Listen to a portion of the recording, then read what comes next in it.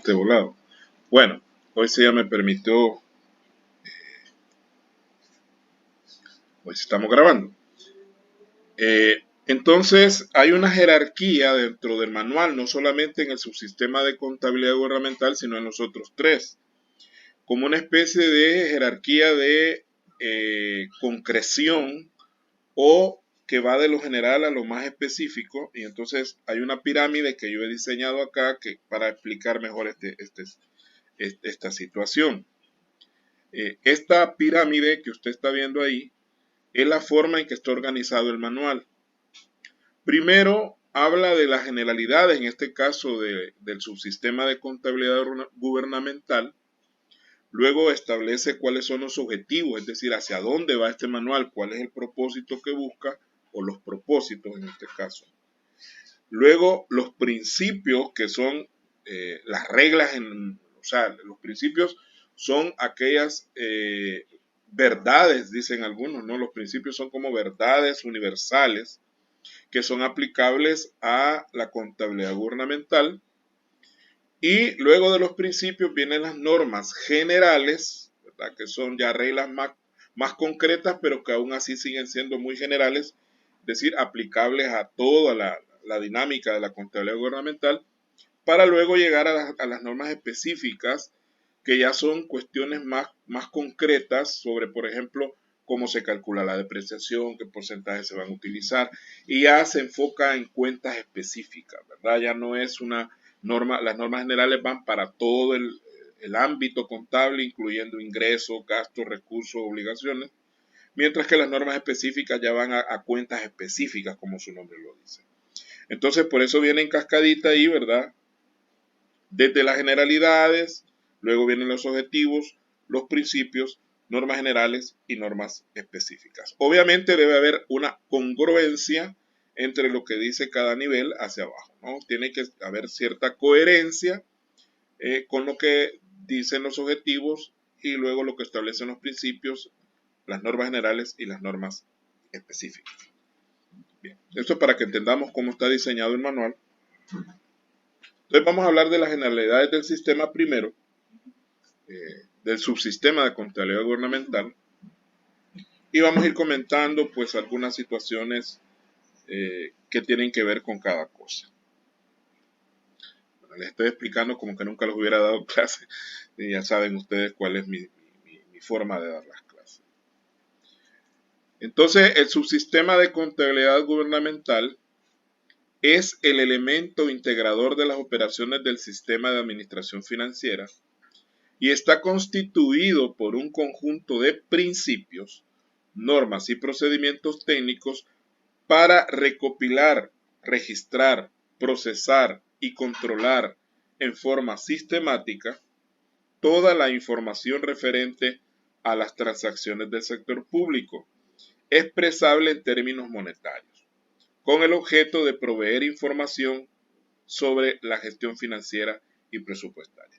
Creo que en este punto, dado que ya hemos hablado de muchas cosas anteriormente, hemos hablado del presupuesto, hemos hablado del estado de situación financiera y el estado de rendimiento económico, el estado de ejecución presupuestaria, algunos de estos conceptos ya los tenemos un poco claros. ¿Qué es el subsistema de contabilidad gubernamental? Es un elemento integrador, o sea, es un elemento que va a combinar o a sumar toda esa información que se genera a través de la administración financiera del Estado. Y vamos a tener un conjunto de principios de los cuales vamos a hablar este día. Normas, que hay normas generales y específicas, y obviamente cada norma específica sobre todo se desglosa en un procedimiento que es prácticamente la norma ya aplicada, ¿no? Cómo se aplica ya en una realidad concreta, qué documentos hay que elaborar, cómo se elaboran, qué relación tiene cada documento con los demás. Ahora, todos estos procedimientos, principios y normas técnicas, ¿para qué van a servir? Para recopilar. Una de las primeras funciones de la contabilidad es recopilar información, es decir, obtenerla.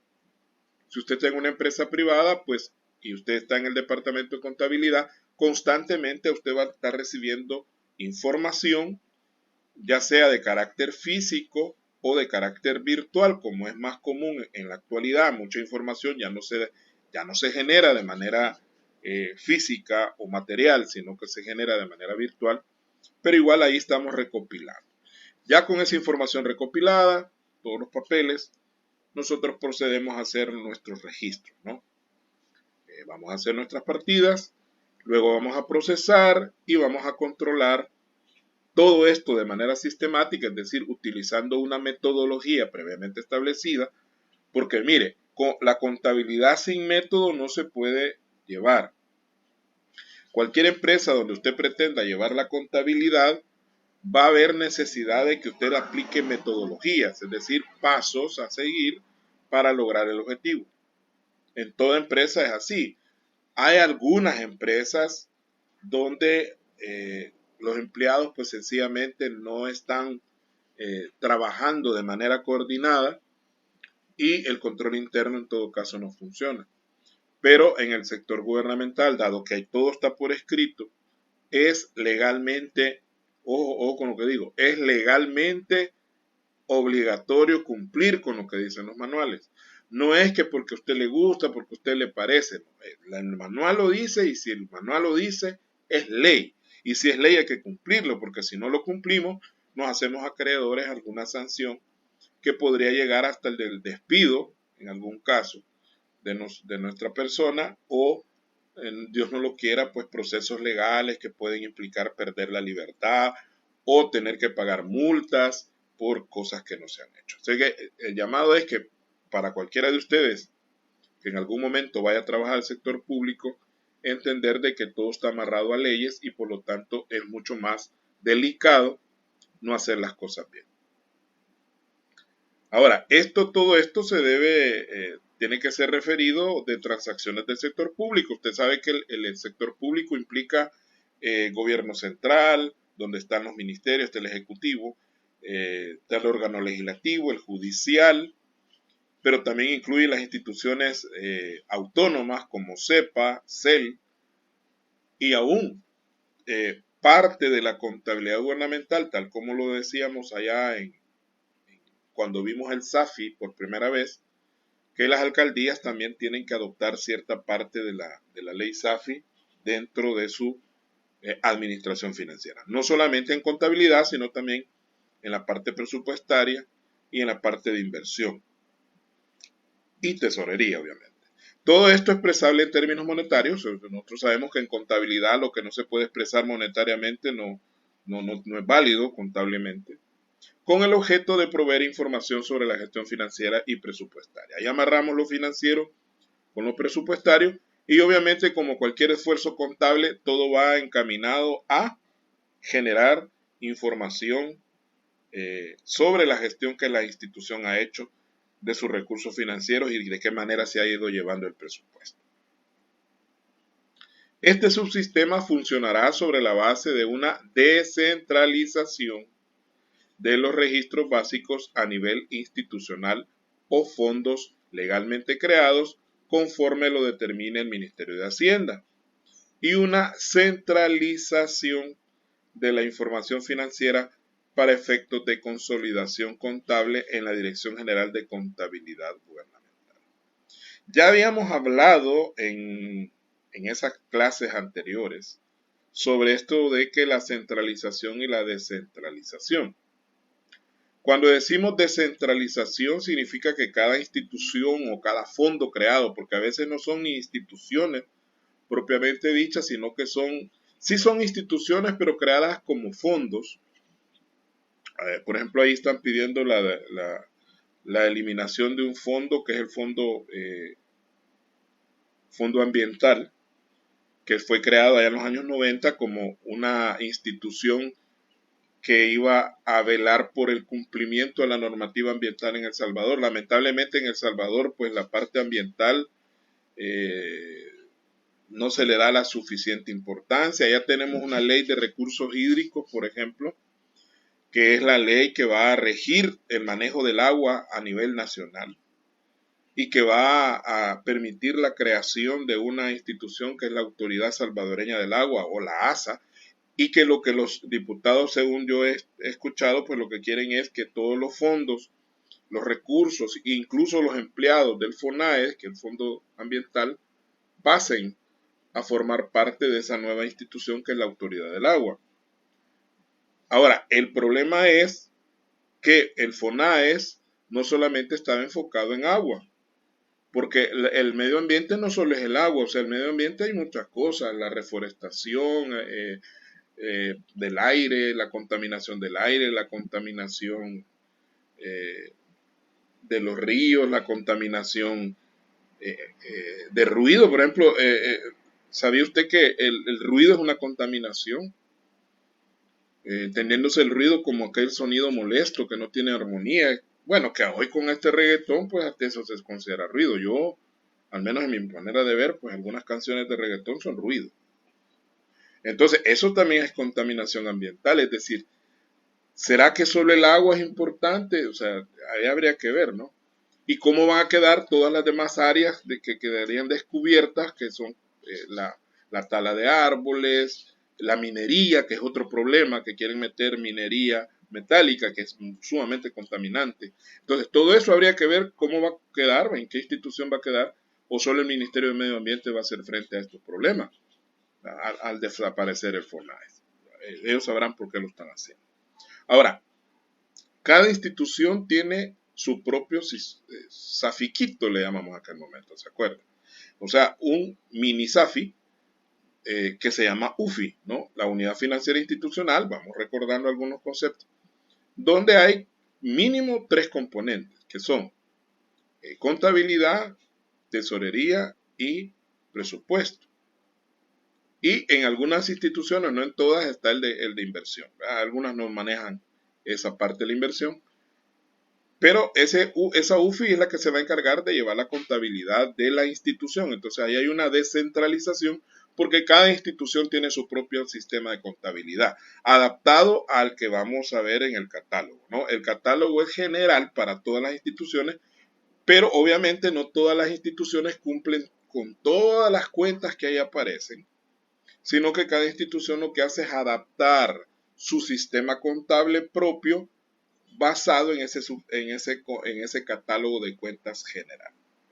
Entonces hay una descentralización en cuanto a los registros, pero hay una centralización en cuanto a cómo se va a recopilar toda la información. ¿Por qué? Porque todo el Ministerio de Hacienda, a través de la Dirección General de Contabilidad Gubernamental, recibe de cada institución sus estados financieros y es la Dirección General de Contabilidad Gubernamental la que hace una consolidación de toda la información de todas las instituciones públicas del país. Entonces, por eso se dice que hay una centralización en cuanto a la información financiera, la cual debe ser consolidada. Ahora, vamos a ver cuáles son los objetivos del subsistema de contabilidad gubernamental. Este día vamos a tener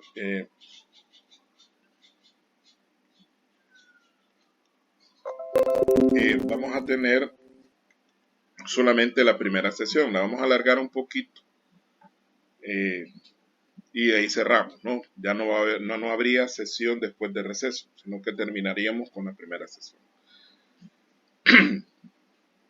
Entonces, ¿cuáles son los objetivos del subsistema de contabilidad gubernamental? O sea, para algo se ha creado, ¿no? ¿Cuáles son los propósitos para los cuales sirve? Primero, establecer, poner en funcionamiento y mantener. Fíjense, son 3 cosas diferentes pero importantes. Establecer cuando no exista, ¿no? Si no existe en una institución un departamento de contabilidad dentro de la misma unidad financiera, habría que establecerlo. Ya establecido hay que ponerlo en funcionamiento, porque una cosa es establecerlo y otra cosa es que empiece a trabajar. Y lo más importante y más complicado, mantener, o sea, que eso se mantenga en el tiempo. En cada entidad y organismo del sector público, un modelo específico y único. Esto es bien importante, es único, aunque adaptado, ya lo aclaramos eso, ¿no? O sea, nosotros nos da un catálogo general y de ese catálogo general nosotros tomamos aquellas cuentas que que nos sirvan. Obviamente no vamos a crear un sistema especial, sino que nos vamos a basar en el mismo catálogo y lo que vamos a hacer es ir aplicando las cuentas que nos sirvan. Y las que no, pues ahí las dejamos, ¿no? Las ignoramos. Entonces, este modelo específico y único de contabilidad y de información, obviamente, que integre las operaciones financieras, tanto presupuestarias como patrimoniales. Y aquí ya viene este detallito, ¿no? Ya nos establece que debe haber una conexión entre la parte presupuestaria y la parte patrimonial. La parte patrimonial es lo que le llamamos también la parte contable, ¿no? Es lo mismo, ¿no? Patrimonial o contable. Y la parte presupuestaria, pues que es la parte donde usted lo va a ver en el clasificador presupuestario, donde están los ingresos, gastos, tanto corrientes como de capital, endeudamiento y todo lo que usted ya conoce. Porque el presupuesto sería pecado que alguno de ustedes dijera, ¿y eso qué es? ¿Y cómo se establece el presupuesto? Ahí está el video en YouTube, porque el que no se le olvidó, revise el video, ahí está siempre. Estaba notando de que hay más vistas de las que ustedes son 7 y pues me aparecen como 30 vistas. Quiere decir que hay personas de las otras materias que han visto el video sobre el presupuesto. Eso me satisface, me halaga, porque yo todos los videos que pongo ahí los hago públicos, ¿no? Alguien me dijo, un compañero me dijo, mira, me dijo, mejor ponerlos como privados y solo mandarles un enlace a los alumnos de la materia, porque no, los otros alumnos meten. En mi caso, pues lo que yo hago, me gusta que todo el mundo, el que lo necesite, que lo use, no soy de esos que ando ahí, que esto es mío y no quiero que los demás lo vean. Ahí que el que esté interesado, pues puede ver. De hecho, ustedes le pueden decir a alguna otra persona que esté interesada en algún tema que usted sepa que yo he subido a YouTube, pues dígale, ahí hay un video, dígale el nombre de mi canal y ahí pueden ver todos los videos de todas las materias que yo doy. Ahí hay de agropecuaria, y hay de bancaria, todavía hay, parece que hay algunos, hay costeo directo, que es del que más hay de sistema contable, de Excel, que es lo último que estamos viendo con lo de sistema, de cualquier cosa que estén interesados, pues ahí están. Yo sé que eso requiere tener tiempo para poder verlo, entonces, pero me halaga pues que el video estrella que tengo ahí, que es el de la partida de liquidación, que parece que fue con ustedes que lo grabé, no sé si es ese o el otro, el de este otro grupo que tengo, tiene 120 vistas, entonces ya para mí 120 vistas es bastante, ¿no? Entonces, por eso trato de grabar siempre la clase. Entonces, van a integrar las parte presupuestaria como la parte patrimonial o contable, ¿no? E incorpore los principios de contabilidad generalmente aceptados aplicables al sector público. Fíjese que los principios que fueron sustituidos por las normas internacionales, porque los principios de contabilidad generalmente aceptados o los famosos PCGA, que en realidad hay que aclarar que hay un problema ahí de concepto, porque los principios de contabilidad generalmente aceptados son cualquier norma que en un momento determinado y en un lugar determinado las personas que se dedican a la contabilidad las aplican. Quiere decir que nuestros principios de contabilidad generalmente aceptados son las NIF, las NIC y las NIF para pymes, porque esas son las que nosotros aplicamos. Esos son nuestros principios. Pero hay gente que cree que los principios de contabilidad generalmente aceptados son los que estableció el Instituto Americano de Contadores Públicos ya por los años 70 y que eso ya no se aplica. Eso es mentira también, porque mucho de lo que ahora la normativa actual establece en cuanto a contabilidad ya se mencionaba en esos famosos 10 principios, que yo los aprendí cuando fui a la universidad. De las primeras cosas que me dieron en contabilidad 1 fueron los principios de contabilidad generalmente aceptados. Y que como yo paralelamente iba a la universidad y ya estaba dando clases en bachillerato, pues yo daba a mis alumnos todo lo que me daban en la universidad, lo jalaba para el instituto y les daba las clases a los hipotes y les explicaba sobre los principios. Pero como ya pasó mucho tiempo desde eso, pues ya se me olvidaron algunos, aunque algunos son totalmente válidos. Y que algunos los vamos a volver a retomar acá. Por ejemplo, importancia relativa, realización, el principio de entidad, ¿verdad? El principio de dualidad económica, el principio de consistencia, ¿verdad? El principio del costo como base de evaluación, el principio de, ¿cómo le llaman a este otro? Sustancia más que forma. Todos esos principios que estaban en aquel listado de 10, los vamos a retomar algunos acá. Y si usted revisa las normas internacionales, que las NIS para pymes, que son las que más nos aplican a las empresas nuestras, muchos de estos principios se retoman en esas normas, ¿no? Por ejemplo, es de importancia relativa, ese se menciona hasta en las normas de auditoría. Que una partida para poder ser, valga la pena estudiarla, pues tiene que ser de importancia relativa. ¿Y qué es la importancia relativa? Bueno, el hecho de que si esta partida es modificada o eliminada, genera un efecto importante dentro de los estados financieros. Eso es el concepto de importancia relativa. Bueno, pero ya lo aclarado eso, entonces ese es el primer objetivo del sistema de contabilidad gubernamental. Vamos al segundo. Ya el segundo tiene que ver con la parte de proporcionar información, porque dice ahí que el objetivo B es proveer información de apoyo a la toma de decisiones de las distintas instancias jerárquicas, administrativas, responsables de la gestión y evaluación financiera y presupuestaria en el ámbito del sector público, así como para otros organismos interesados en el análisis de la misma.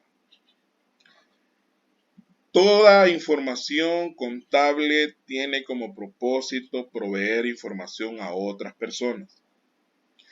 Y eso lo he repetido hasta la saciedad en todas las materias que tienen que ver con esto, aclararle a todas las personas que se dedican a la contabilidad que el objetivo, el propósito, la función de un contador es informar. Nuestro trabajo como contadores es informar.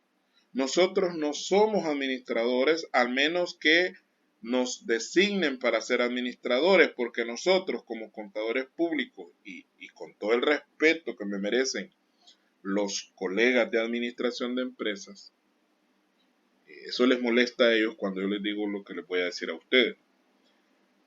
Un contador público tiene la capacidad profesional para poder ser administrador. Nosotros como contadores públicos, con todas las materias que llevamos, tenemos la capacidad de dirigir una empresa, de dirigir un departamento, de dirigir un ministerio. Tenemos la capacidad de hacerlo. Pero no todos los administradores de empresas pueden llevar contabilidades. ¿Por qué? Porque primero no llevan la suficiente cantidad de asignaturas contables como para lograrlo. Y segundo, porque legalmente hay ciertas restricciones que ya nosotros sabemos que están en la ley reguladora del ejercicio de la contaduría pública. Entonces, hay dos limitantes ahí, una legal y otra de capacidades, ¿verdad? Entonces, nosotros como que tenemos un campo de acción un poco más amplio, aunque en principio muchos creen que estudiar, ¿cómo se llama?, contaduría pública es muy limitado el campo de acción, y que yo si estudio administración, pues yo tengo más. Y que el contador va a ser mi subalterno y yo voy a ser su jefe. No es así, no funciona así la realidad. De hecho, los contadores públicos nos someten a presiones mucho más altas que los de administración. Todas las materias que los contadores públicos llevamos son pesaditas. No digo que los de administración no, porque también yo les he dado clase a los de administración, les he dado costos y sé que ahí es de sudar la camiseta, pero no es igual. Pero bueno, dejemos eso aparte, porque si me escucha mi hija, pues me mata, porque ella eso está estudiando administración, pero yo le veo más perfil para contadora, pero dice que no. Bien. Y de hecho está ejerciendo, porque está trabajando ya mi bichita, ¿verdad? Ya tiene 20 años, pero ya está en una empresa, está de auxiliar de costos. Entonces está viendo cuestiones contables y bien admirada porque ayer, pues bueno, felicidades a todos porque ayer pues se celebraba nuestro día, hay que sentirnos orgullosos. Y pues a ella le regalaron un postrecito con su juguito por el día del contador. Y me dice, yo no soy contadora, yo soy administradora. Sí, hija, pero técnicamente usted está ejerciendo funciones contables, entonces es contador, pues, aunque su título diga otra cosa. Bueno. Entonces, esto de la toma de decisiones es bien importante porque la información financiera es la base para la toma de decisiones. Fui que estaba asesorando un trabajo de otra universidad sobre análisis de estados financieros, el uso de las razones financieras. Entonces un grupo de muchachas ahí que está llevando una materia y les han pedido esa parte y pues no hallaban cómo hacer. Y yo les explicaba a ellas, cuando a uno le presentan los estados financieros, ahí empieza el trabajo del analista financiero. Ya con los estados financieros preparados, usted empieza a meterle fórmula, empieza a calcular solvencia, la prueba del ácido, empieza a hacer el capital neto de trabajo, el índice de liquidez inmediata, la rotación de las cuentas por cobrar o por pagar, plazos promedios de cobro, plazos promedios de pago, y los empieza a comparar con otros valores como, por ejemplo, las políticas de la empresa, qué tantos días de crédito da la empresa o qué tantos días de crédito le dan a la empresa, y empieza a sacar conclusiones y hacer una especie de un FODA, ¿verdad? Que es aquel análisis estratégico de fortalezas, oportunidades, debilidades y amenazas financieramente. Lamentablemente, mucho contador no entiende esto y de hecho, yo conocí un contador que me decía, esa es paja, me decía, que la información no está para tomar decisiones. No, si el maestro ese es, él anda el pisto en la bolsa, me dijo, y él, o sea, el jefe de él, el dueño de la empresa, y el maestro dice, voy a comprar esta vaca, o voy a comprar este terreno, ese carro me gusta, lo compra a un precio, lo vende a otro, y ahí va. No necesita que yo le esté dando la información, o sea, es el empirismo sobre con muchas personas cuando son propietarias de negocios, trabajan en base a su experiencia nada más. Pero si nosotros volviéramos el análisis financiero como algo de ley en todas las empresas, muchas decisiones equivocadas pudieron haberse evitado. Y muchas empresas pudieran estar funcionando todavía. Mire, hoy con la pandemia, toda la información financiera era determinante. ¿Por qué? Porque había una contracción del mercado, es decir, la gente dejó de comprar muchas cosas. Compraban solo comida, solo alcohol gel, papel higiénico, que digan, compramos tanto papel higiénico que acaso se nos... ¿verdad? Bueno, es otra cosa. Pero la cuestión es que si hubiera las empresas que tenían buena información financiera, oportuna y a tiempo y correcta, y hicieron su análisis, le digo que lograron sobrevivir. Porque tuvieron que reinventarse, obviamente, dejar de fabricar ciertas cosas para fabricar otras, o los canales de distribución cambiaron, ¿no? Ya no era que la gente viene al almacén o al supermercado a comprar las cosas, sino que hay que llevárselo hasta su casa por la pandemia. Entonces, pero el análisis financiero es una buena base para tomar decisiones. Pero este contador que yo les digo que es de los de antes, ¿no? Él me decía, no, me deje paja, me dijo, toma decisiones, es pura paja de ustedes, me dijo, los contadorcitos nuevos, me dijo.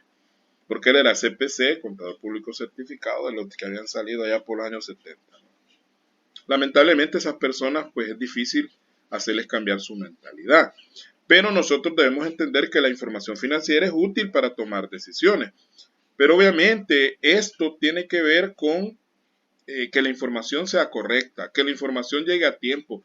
Porque no va a decir una empresa, mire, fíjese que hace 5 años usted ya estaba quebrado. Y hasta ahorita me viene a decir, sí, hasta ahorita le vengo a decir que usted ya está quebrado. Entonces, no tiene ningún sentido esa información llegada a ese tiempo. Pero no solamente la administración dentro de la institución es la que se va a beneficiar con esa información, sino que cualquier otro organismo interesado.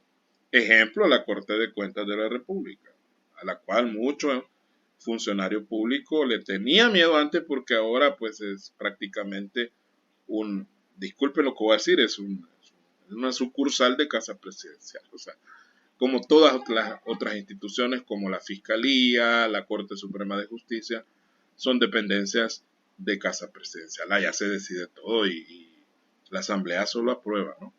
Sin discutir. Y es bueno porque el presidente lo dice. Entonces, y no es cierto, pues nosotros, el presidente es un ser humano y puede tener todas las buenas intenciones, no sé cuáles serán sus reales intenciones, pero ha cometido unos grandes errores. No voy a mencionar mucho, el Bitcoin es uno, ¿no? Es un errorazo. Pero bueno, sigamos acá. ¿Todo para qué? Para hacer un análisis de la información. Vamos al C. Obtener de las entidades y organismos del sector público información financiera útil, adecuada, oportuna y confiable. Ya habíamos adelantado algo sobre eso. El subsistema busca también que cada institución del sector público nos dé cierta cantidad de información que sea útil. O sea, que nos sirva para algo, que tenga un propósito. Generalmente toda la información financiera es útil, casi siempre, ¿no? Adecuada, porque tiene que servirme para lo que yo quiero. A veces la información es útil, pero no es adecuada, es decir, sí me podría servir, pero la forma en que me la están dando la información no es la correcta. Y para eso el subsistema establece reglas de cómo elaborar los documentos y cómo hacer los respectivos informes, ¿no? Oportuna, lo que acabamos de estar diciendo, que la información llegue a tiempo, en la fecha que se necesita. Y confiable, es decir, que la información no vaya sesgada, es decir, sesgada quiere decir que lleve algún tipo de información falsa o que no sea exacta, sino que tenga allí algún tipo gallo gallina que nos pueda hacer cometer errores. Entonces, a veces la información no es confiable por cuestiones deliberadas y a veces por pura negligencia. Cuando digo deliberadas es que cuando la persona adrede, como decimos en buen salvadoreño, manipula la información para que sea diferente.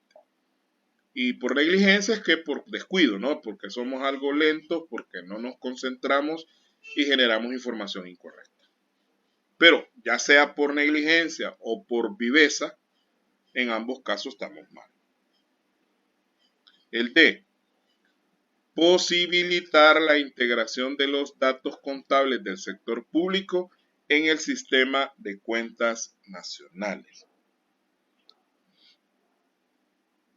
No sé si ustedes han llevado macroeconomía, porque en los últimos años en la universidad, y no solamente ahí, sino que en varias universidades, se ha dado un proceso de reestructuración de planes de estudio y hay asignaturas que no se daban antes y hoy se dan. Y el problema no es que hoy se dan otras asignaturas, sino que se dan más. No solo es una, sino que varias de la misma asignatura. Ejemplo, el inglés, que lo han metido a veces con 2 inglés y a veces son informática que también se metió, que son, en algunos casos es una, en otros casos les dan 2. Derechos humanos, que es eso fue una exigencia de los acuerdos de paz, que en las carreras universitarias, independientemente cualquiera que fuera, tenía que ir el componente de derechos humanos. Y de hecho ustedes llevan derechos humanos. Entonces, esas materias nuevas que han ido insertando han ido desplazando otras que nos daban antes.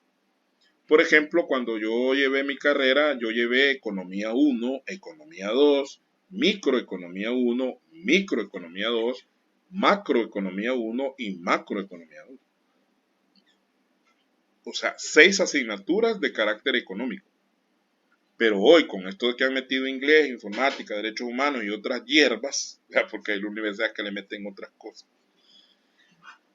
han reducido a veces que solo se lleva una economía, solo se lleva una micro o una macro. Y a veces o se lleva la micro o se lleva la macro, que son materias que no son estrictamente la carrera, pero que nos sirven como conocimiento adicional para entender cómo funciona el sistema económico de un país y el sistema económico internacional. No podemos ignorar cuestiones económicas siendo contadores públicos. No somos economistas, pero tenemos que saber de economía.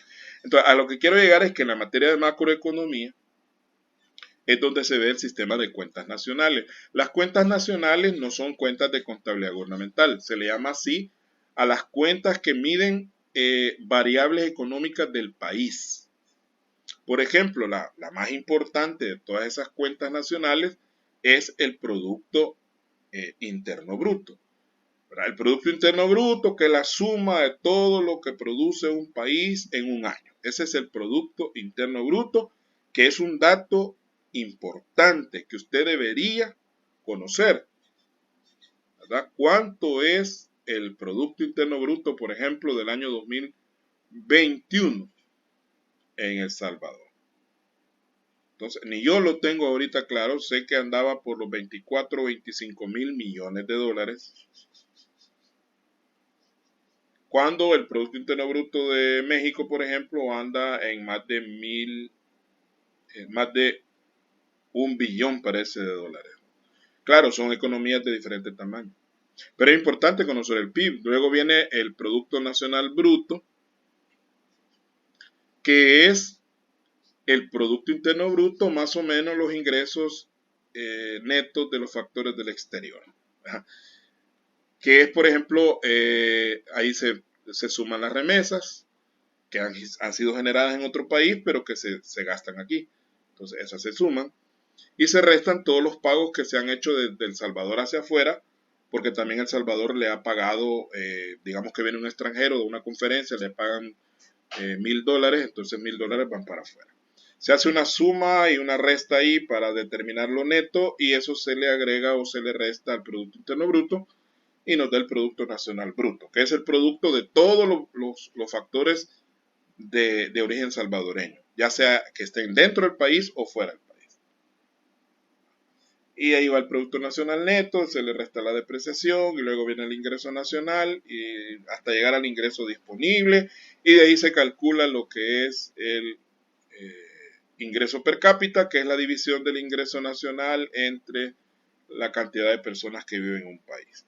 Entonces, a eso se le llama cuentas nacionales y obviamente hay otra serie de información como lo que es el sector gubernamental o sector público, que también usted lo puede ver si está interesado en profundizar un poco sobre esto. Está la revista trimestral del Banco Central de Reserva, la puede buscar en internet y ahí le van a aparecer todos los datos de los diferentes trimestres del año, ¿no? Cuánto se produjo, cuánto se debe, cuántos son los ingresos corrientes del Estado, los ingresos de capital, todo eso está como una estadística en la revista del Banco Central, que es un documento que utilizan todos los economistas para hacer su trabajo. Si no están enterados de lo que la revista, que lo que dice la revista del Banco Central es la información oficial del gobierno, es la oficial, o sea, la que el gobierno dice, aunque sea mentira, pero es lo que dice el gobierno y eso es la información que se toma para hacer análisis, proyecciones y todo.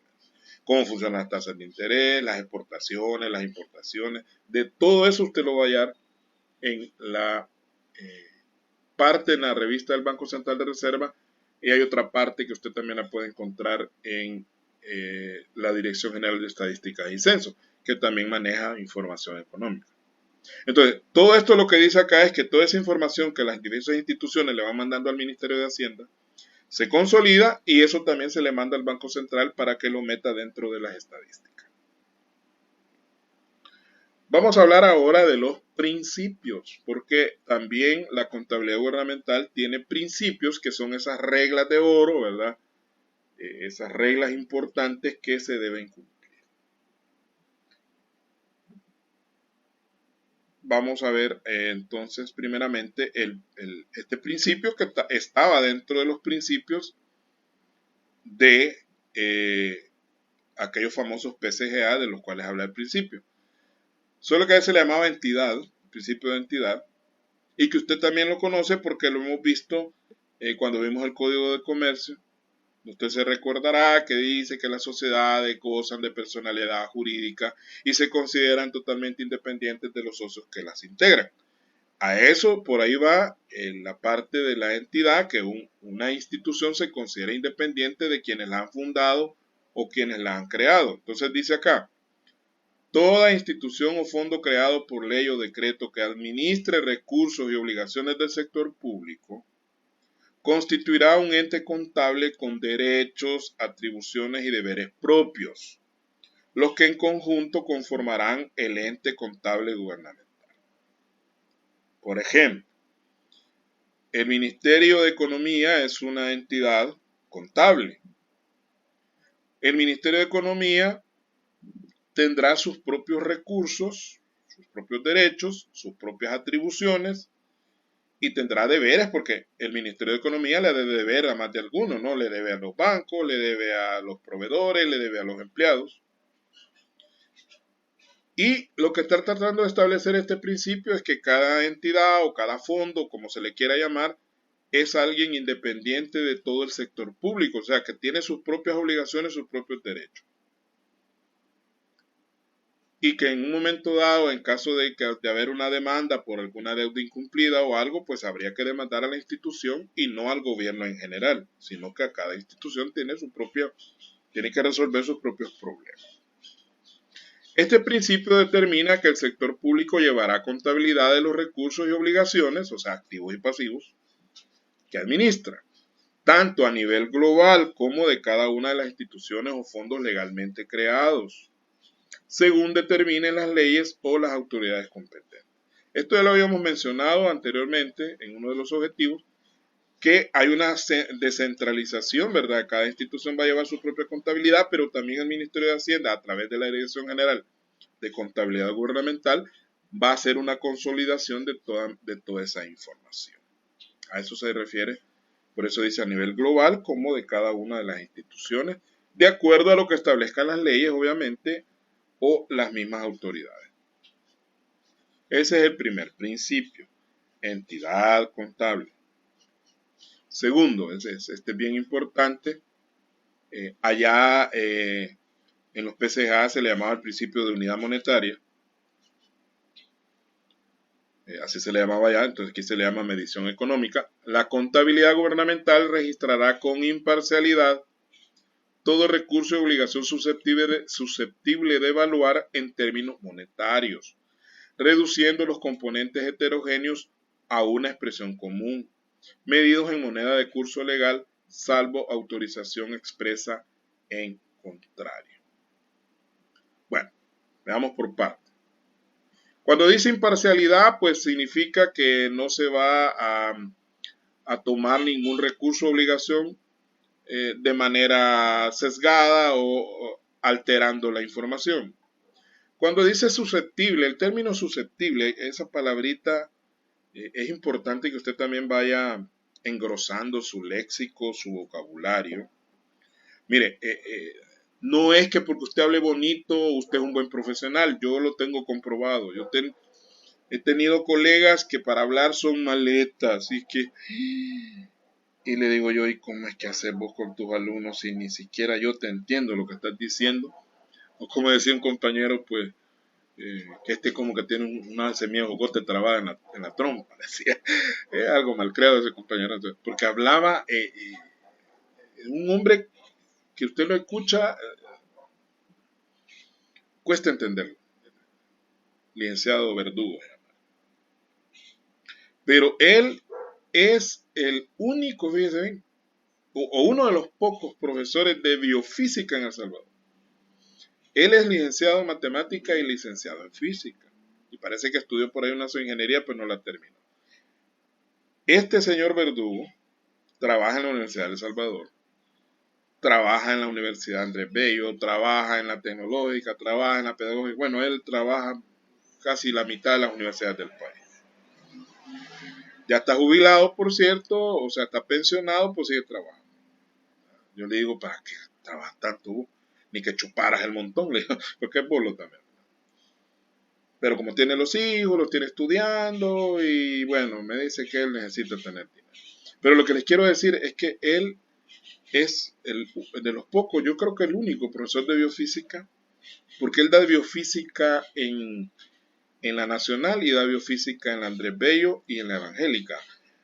¿Qué es la biofísica? Es la aplicación de la física a la biología. Pero yo le pregunté una vez, mira, ¿y eso de qué es? Pues, ¿qué es la biofísica? Mira, esto se le da a los doctores o a las enfermeras, pero más que todo a los doctores, porque ellos tienen que medir presión arterial, tienen que medir cuestiones físicas en el cuerpo. ¿A cuánto aguanta una vena, por ejemplo? ¿Qué tanta presión aguanta una vena para no explotarse? o el corazón, cuánto es la fuerza con que bombea el corazón. Todo eso son medidas físicas que lo que hace es, a través de fórmulas, determinar presión, determinar peso relativo, determinar, bueno, un montón de cosas que solo ellos saben.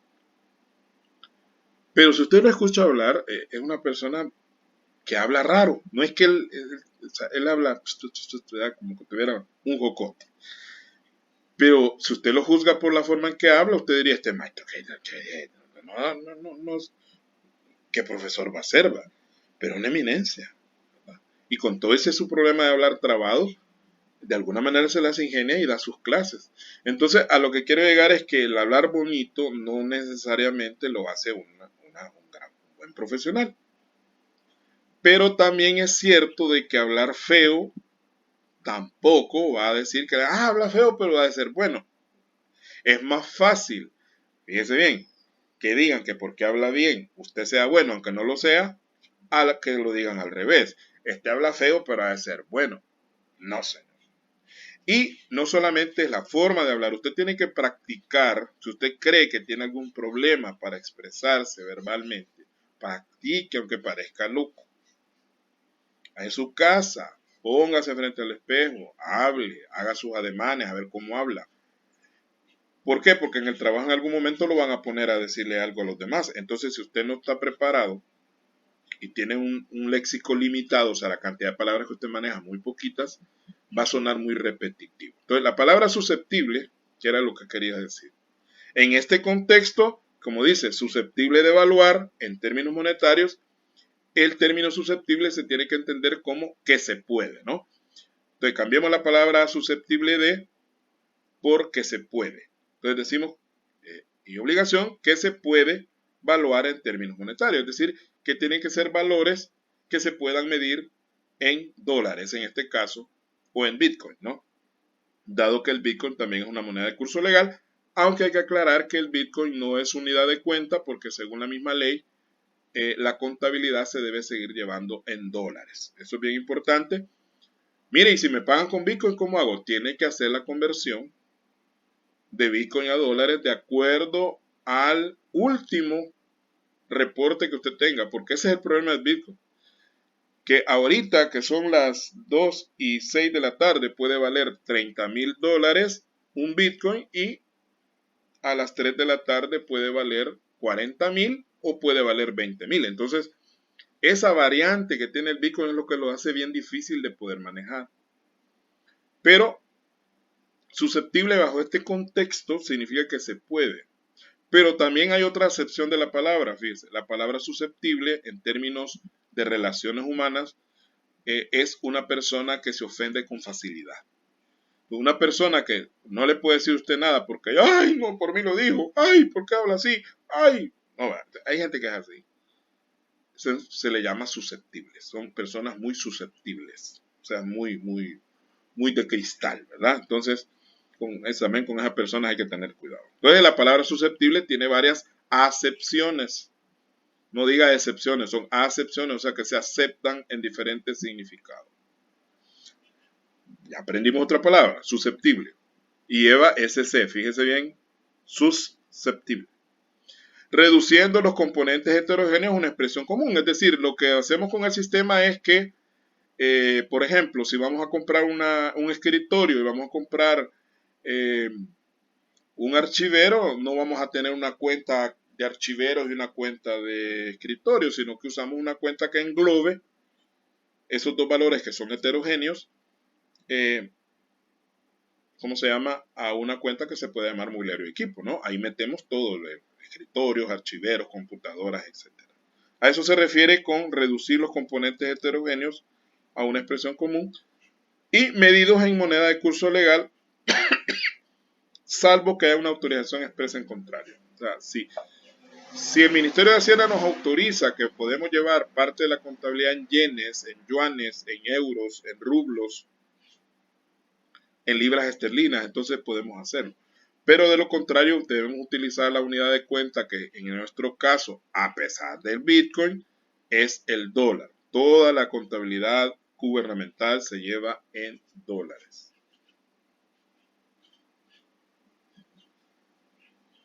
Mire, ¿y cómo hacemos con las variantes del Bitcoin? Bueno, lo más seguro es convertir los Bitcoin rápidamente a dólares. En la medida de lo posible, entre más rápido usted lo convierte en dólares, usted se libera de ese problema. A menos que usted quiera holdear, como le llaman algunos, no sé por qué usan términos gringos habiendo tanta palabra castellana, ¿no? Hold, la palabra hold en inglés, si usted la busca dice abrazar. Hold es abrazar, pero también significa retener algo. Hold es retener. Cuando usted quiere retener a su novia que no se le vaya con otro, entonces hold on to me, ¿verdad? Mantente conmigo, no te vayas, hold. Entonces, holdear en el término, en la jerga Bitcoin, significa no vender, sino mantener la inversión a pesar de que está cayendo. Entonces, holdear es como dice, compré a 30,000, ahora ya llegó a 25,000, pero me aguanto. Me aguanto, aunque he perdido, pero la pérdida no es efectiva porque usted todavía mantiene sus bitcoins, ¿verdad? No los cambia. Si los cambia, ahí la regó, ¿verdad? Porque ya perdió $5,000. Pero si usted los compra a 30 y valen 25 y usted dice, bueno, le he perdido 5, pero no es pérdida en realidad porque el bitcoin puede subir.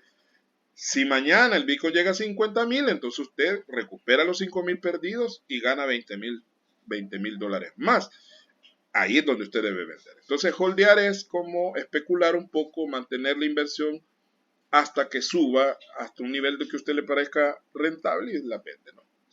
Eso es holdear. Bueno, entonces solo bajo una autorización especial podríamos cambiar de unidad de cuenta. De lo contrario es el dólar.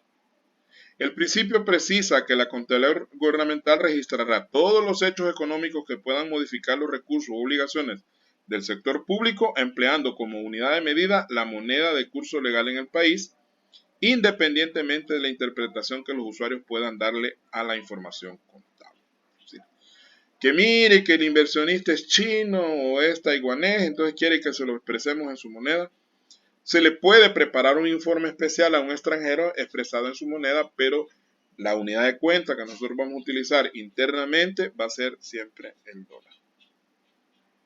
Excepcionalmente, cuando las circunstancias técnicas lo ameriten y previa autorización del Ministerio de Hacienda, podrá llevarse contabilidad en moneda extranjera, en cuyo caso será necesario fijar mecanismos de conversión de los datos. Es decir, que usted puede llevar la contabilidad en lempiras, pero tiene que establecer un mecanismo contable de ajuste para ir registrando las variantes del tipo de cambio. El tipo de cambio es cuánto me dan de una moneda para comprar cada moneda de la otra, ¿no? Por ejemplo, en nuestro caso, nuestro tipo de cambio es 1. ¿Por qué? Porque usamos el dólar y la moneda que se toma como referencia siempre es el dólar. Entonces, nuestro tipo de cambio es $1. ¿Okay? 1 por 1. Pero si usted va a México, donde el tipo de cambio varía todos los días, usted puede encontrar el dólar en México a 25 pesos, puede bajar a 20, a 23, pero ahí anda el rango del peso mexicano, entre 20 y 25 pesos por dólar. O sea, estaremos hablando entre 4 o 5 centavos de dólar por peso. Entonces, cuando usted ve alguna serie, alguna cosa ahí en Facebook que diga que son 500 pesos mexicanos, no se alegre porque 500 pesos mexicanos al tipo de cambio de 20 estamos hablando que son 25 dólares. 500 pesos. 10,000 pesos mexicanos. 10,000 pesos mexicanos son como 500 dólares. Bien. Entonces hay que fijar ese mecanismo contable donde, vaya, compramos, por ejemplo, una operación, la hicimos en pesos mexicanos y nos costó a un tipo de cambio de 20 por dólar. Entonces tenemos mil pesos convertidos a dólares a 20 pesos, pues estamos hablando de, valiendo a 20 el dólar, estaríamos hablando de $50. Pero si subiera a 25, entonces serían $40. Es decir, ahí habría que hacer cálculos, ¿no? Para hacer esos ajustes. Dualidad económica, este es otro principio fundamental en contabilidad, en cualquier contabilidad. Es esa igualdad que existe entre el activo, los pasivos y el patrimonio, ¿no? Que todos nosotros ya debemos conocer. Y la contabilidad gubernamental, pues, usted se recordará de que se le llama de otra manera a las cosas, pero viene siendo lo mismo. La contabilidad gubernamental reconocerá la igualdad entre los recursos disponibles, que son los activos, y las fuentes de financiamiento, que son el pasivo y el patrimonio. El principio reconoce como método de registro de la contabilidad gubernamental la partida doble. Ahí vuelve a aparecer la partida doble y consecuentemente la ecuación del inventario se representa como recursos igual a obligaciones o bien activo igual a pasivo más patrimonio. Creo que esto está totalmente claro, este principio lo simbolizamos con una balanza, ¿verdad? Donde ponemos en un platito ponemos el activo y en el otro ponemos el pasivo y el patrimonio. Este es un principio que es prácticamente propio o típico de la contabilidad gubernamental y que en el próximo tema que sigue lo vamos a desarrollar. Ahí vamos a ver ya con números, no con números, sino con cuentas específicas cómo funciona esto del devengado. Usted se recordará que existen dos sistemas de contabilización así a nivel general. Uno es el sistema de efectivo. ¿En qué consiste el sistema de efectivo? Que usted los ingresos los reconoce hasta que es plata, ¿no? Hasta que recibe el dinero. Y los gastos se reconocen también hasta que son salidas de dinero. Ese es un sistema de efectivo que es propio de las personas naturales, asalariadas, que pues nosotros partimos de lo que recibimos realmente o de lo que tenemos que pagar realmente. Pero existe otro sistema que es el sistema de acumulación, donde dice que los ingresos se reconocen cuando se han devengado, dice, aunque no se han percibido, y los gastos se reconocen cuando se ha incurrido en ellos, aunque no se hayan pagado. ¿Verdad? Que eso de las famosas cuentas por cobrar y cuentas por pagar que nosotros hacemos en los famosos ajustes. Pues el principio del devengados tiene su base en ese sistema de acumulación. Con la diferencia es que en la contabilidad privada nosotros hacemos ese procedimiento solamente cuando el ingreso o el gasto en su caso no ha sido pagado ni ha sido percibido. En el caso de la contabilidad gubernamental, todo gasto y todo ingreso tiene que pasar por este mecanismo del devengado. Eso lo vamos a ver, como les digo, ya con cuentas en el tema que sigue. Pero leamos lo que dice acá. La contabilidad gubernamental registrará los recursos y obligaciones en el momento que se generen, independientemente de la percepción o pago de dinero, y siempre que sea posible cuantificarlos objetivamente, es decir, que podamos saber cuánto es. Esta es la base para poder saber cuánto es un gasto, cuánto es un ingreso, generalmente viene dado por un recibo, una factura o un contrato, ¿no? Ahí dice cuánto es. Entonces, en principio el devengado es igual que el sistema de acumulación, ¿verdad? Reconocer ingresos y gastos, o en este caso recursos y obligaciones, cuando se generen aunque no se hayan percibido o no se hayan pagado. Pero en realidad no es tan así, o sea, lo que se hace en realidad es que todos los ingresos pasan por el devengado y todos los gastos pasan por el devengado. Eso lo vamos a ver, como les digo, más adelante. El principio establece que los hechos económicos que modifiquen la composición de los recursos y obligaciones del sector público serán reconocidos en el momento que sea posible conocer y cuantificar los efectos, independientemente que produzca o no cambios en los recursos de fácil poder liberatorio. Vamos por partes. Vamos a reconocer los hechos económicos que modifiquen recursos, es decir, modifiquen activos o modifiquen pasivos. Recuerde que los ingresos y los gastos están amarrados a activos y pasivos. Todo ingreso y todo gasto tiene que ver con un activo o un pasivo. Siempre. Entonces van a ser reconocidos cuando yo sepa, tenga el documento que me permita saber cuánto va a ser. Por ejemplo, si nosotros hemos reparado los aires acondicionados de una oficina del Ministerio de Educación, por ejemplo, obviamente la empresa que nos va a instalar los aires nos entrega una orden de trabajo, le llaman ellos, donde va todo el detalle de lo que se ha hecho. Nos entregan un presupuesto primero, luego la orden de trabajo y luego nos dan hacemos un contrato, porque en el sector gubernamental se recomienda siempre hacer un contrato, aunque a veces el contrato queda opcional. Depende de cuánto sea el monto que se va a gastar. Porque hay que aplicar la LACAP, aunque actualmente la LACAP nadie la aplica, o sea, es una ley que está de adorno. Pero bueno, volviendo a lo que les estaba explicando. Entonces nos repararon y nos mandaron de una vez la factura, porque el sector gubernamental, al menos en la mayoría de empresas gubernamentales, trabajan bajo el esquema de consumidor final. Hay que aclarar eso. Hay ciertas empresas gubernamentales que trabajan en función como contribuyentes, pero no todas, ¿verdad? Es solamente aquellas empresas que producen. Por ejemplo, la CEL, ¿verdad? Que produce, genera energía eléctrica. Ahí sí ellos actúan como contribuyentes, pero no así, por ejemplo, el Ministerio de Economía, el Ministerio de Hacienda, donde prácticamente no hay producción de bienes y servicios, sino que lo que se hace es prestar servicios públicos. Entonces, nos mandaron la factura y ahí dice que son 5,000 pesos, ¿no? Que hay que pagarle a los de los aires. Desde el momento que nos llega la factura, nosotros ya podemos hacer el registro, aunque no lo paguemos ahí, porque normalmente el Estado tampoco paga cabal, ¿verdad? Sino que pagan después de 90 días, bueno, depende de cómo esté la situación financiera, así se atrasan en pagar.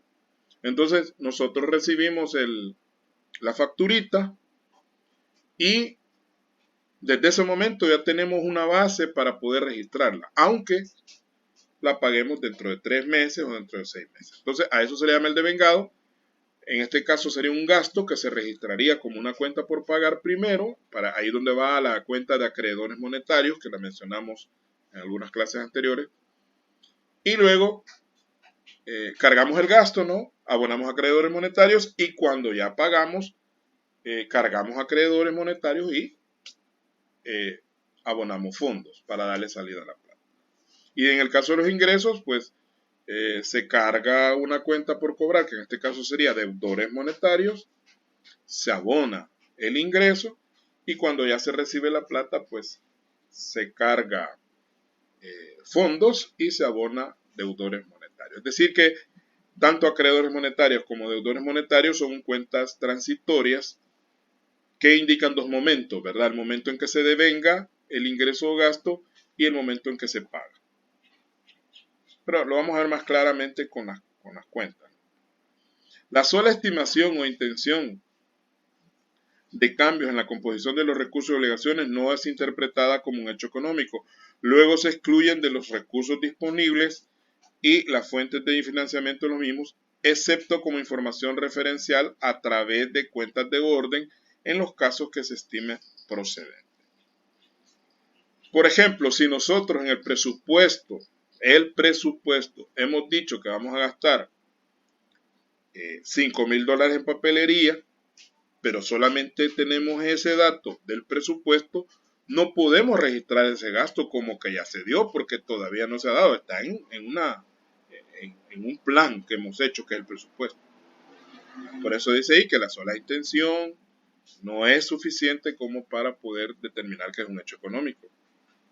Entonces esto no se va a dejar fuera de la contabilidad mientras no se convierta en un verdadero gasto, ¿no?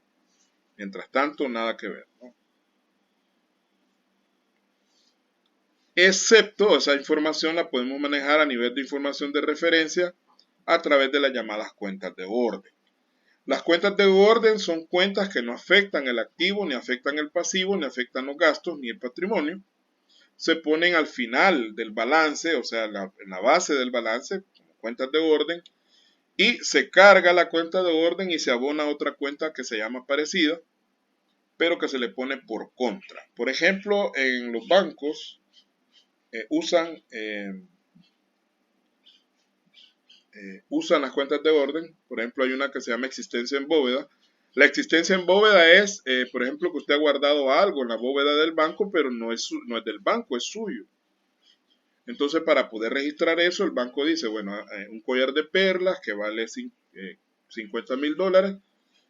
Entonces, cargamos existencia en bóveda y abonamos existencia en bóveda por contra. en la otra cuenta, con lo cual no afectamos nada, porque todo eso, ese collar no es del banco. En el momento que el cliente llegue y diga me lo voy a llevar, el banco sale de su responsabilidad. Lo que sí le pertenece al banco en este caso sería la comisión que le está cobrando por tener ese collar guardado ahí en la caja fuerte o en la bóveda. Y vamos a ir terminando con este quinto. Nos faltan más principios, nos quedan 7 principios más después de este. Pero ya la garganta me está molestando un poco, aparte llevamos más de una hora de clase. Y como les decía al principio, pues vamos a cortar hasta aquí y nos vamos a ver hasta el próximo miércoles. Tengo ahí una situación que tengo que resolver. Principio de realización, ese es también de parte de los famosos principios de contabilidad generalmente aceptados que se veían allá en los años 80. La contabilidad gubernamental reconocerá los resultados de variaciones patrimoniales cuando los hechos económicos que los originan cumplan con los requisitos jurídicos y o inherentes a las transacciones. Esto tiene que ver con el principio anterior,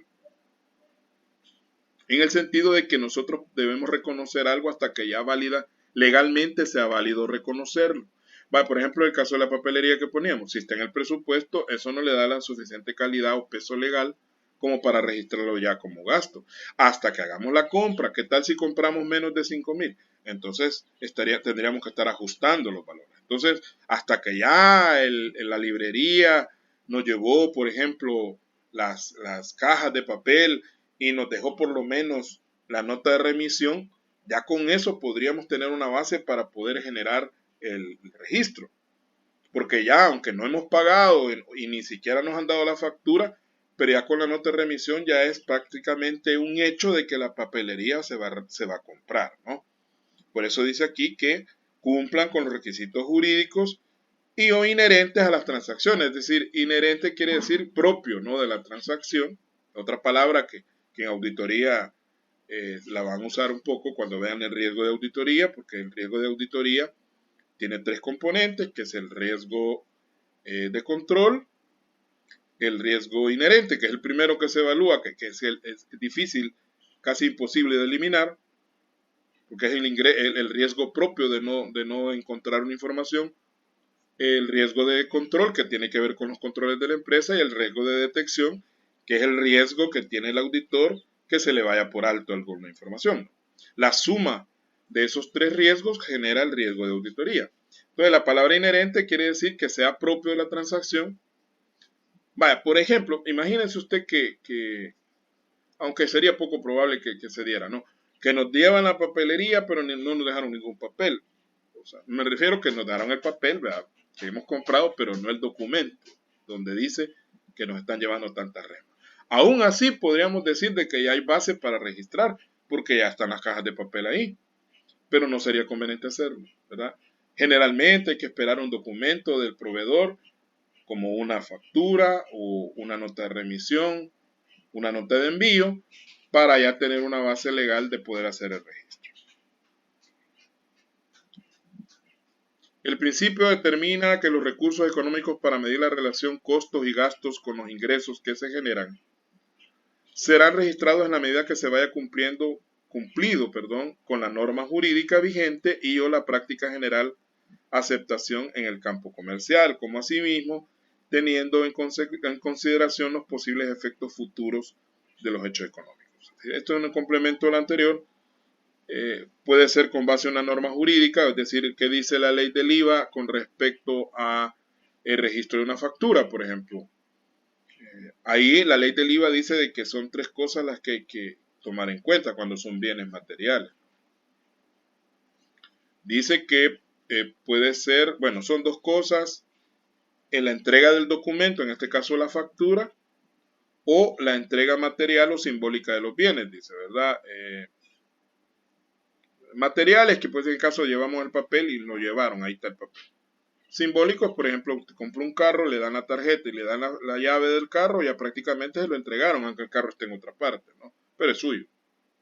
y obviamente la compraventa que también debe estar. Entonces, a eso se refiere con la norma jurídica o la práctica, ¿no? Que normalmente cuando ya le llevan el papel, pues prácticamente es un hecho que usted lo va a comprar. Aunque hay que determinar que pueden existir hechos futuros que puedan hacer un cambio en esto. Por ejemplo, usted pidió 20 cajas de papel bond tamaño carta y pidió 10 cajas de papel bond tamaño oficio, porque el papel oficio se compra menos. Bueno, en el gobierno se usa mucho, pero normalmente se usa menos papel oficio que papel. Por eso se llama papel oficio, porque es un papel para documentos oficiales. Cuando usted le llega una resolución, un citatorio del juzgado, fíjese bien, va en papel oficio. ¿Por qué? Porque de ahí viene la palabra, oficio, oficial. Es algo oficial. Ahora bien, ¿qué pasa si el papel que usted compró, usted no quería, le llevaron en lugar de 10 cajas de papel de oficio, le llevaron 15? Entonces usted tiene que hacer una corrección con el proveedor y decirle, mire, aquí me vienen 5 cajas más de papel de oficio y me vienen 5 cajas menos de papel carta. Entonces, eso puede modificar de alguna manera el valor de la factura, porque obviamente el precio del papel de oficio es mayor que el precio del papel carta, ¿no? El de oficio es más carito, que es más grande. Entonces, habría que hacer un ajuste, entonces eso siempre hay que tomarlo en cuenta, ¿no? Se puede registrar, pero tomando como en cuenta de que en algún momento se puede dar alguna modificación. Vamos a llegar hasta ahí, jóvenes. Vamos a parar la grabación.